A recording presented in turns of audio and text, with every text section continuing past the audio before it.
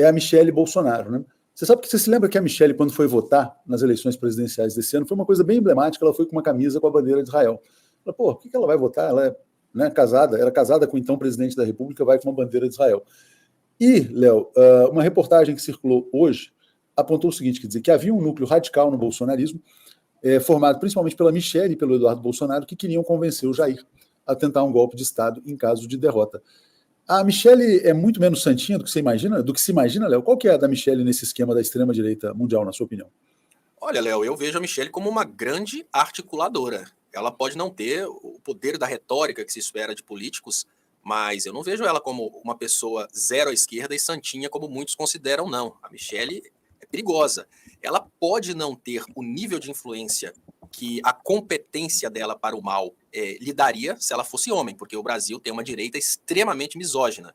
Então, nós temos uma situação, Léo, que é mais ou menos assim: a direita é misógina, por isso ela perde talentos mulheres. Então, a Michele, que poderia estar servindo muito mais ao mal, ela não vai servir tanto, porque a gente não vai conseguir ver a Michele derrubar a misoginia da direita. Assim como a esquerda é muito elitista, e por isso eles perdem talentos que não vêm da elite. Então, nós temos esses dois entraves aí para os dois lados. Pelo menos um acaba equilibrando o outro, né?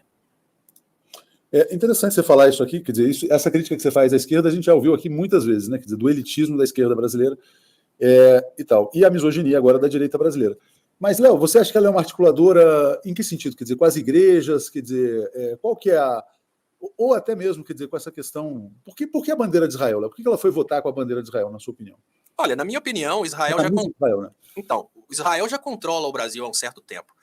De uma forma muito simples. A opinião que eu tenho, a convicção e a opinião que eu tenho é que as igrejas neopentecostais são franquias de um esquema de Israel para controlar o máximo que eles podem. Israel percebeu o poder da Igreja Católica, do Vaticano, controlando o mundo por muito tempo, e num determinado momento eles pensaram, olha, vamos fazer o seguinte, vamos controlar a outra parte, vamos fazer uma concorrência. Fizeram as neopentecostais. Então, essa ponte entre Brasil e Israel tem que ser realizada por alguém. E dentre essas pessoas, eles obviamente vão escolher pessoas importantes da política. A Michele Bolsonaro é uma pessoa importante da política. Nós estamos falando da mulher que seria, não sei se era de fato mesmo, mas pelo menos de direito, a esposa do Bolsonaro.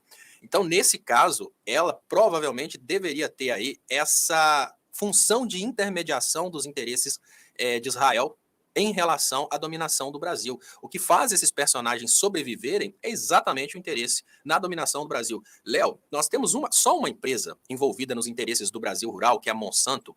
Ela tem o capital de bilhões de dólares. Nós estamos falando de uma empresa só de capital sionista que tem a renda maior do que o PIB de muitos países. Então dá para entender como que é importante, por exemplo, transformar o Brasil em um local puramente rural.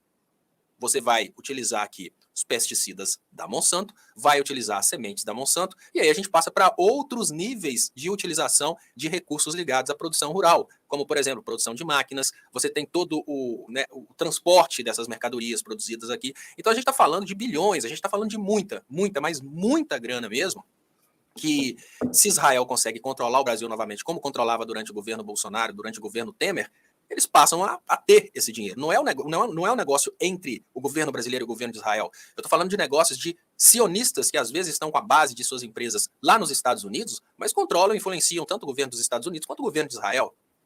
Léo, mas se a Michele votou com essa camisa, né, ela presumia, né, ela imaginava que Israel tem uma boa imagem perante a sociedade brasileira, perante o público brasileiro. Então isso se refletiria positivamente junto ao eleitorado, né? E aí eu quero voltar ao ponto inicial da nossa discussão aqui, quando a gente falava sobre o PT e o governo Lula estarem mordendo iscas, né? Por quê? Quer dizer, vamos imaginar o seguinte, quer dizer, que expulsem o embaixador de Israel porque fez isso, fez aquilo, provocou o Brasil, etc. e tal.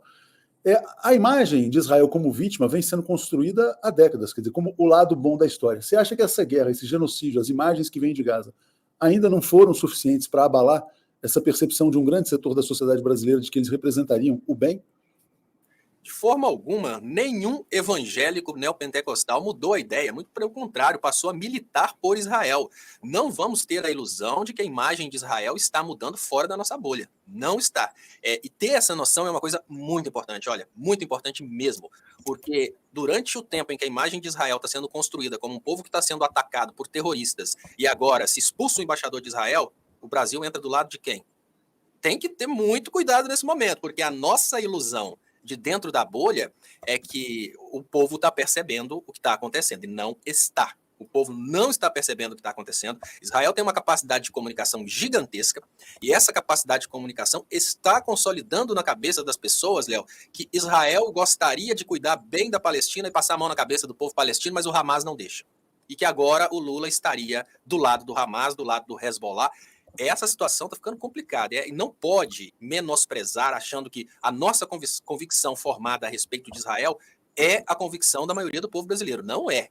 Eu não acredito que tenha mudado. Eu acho que até pelo contrário.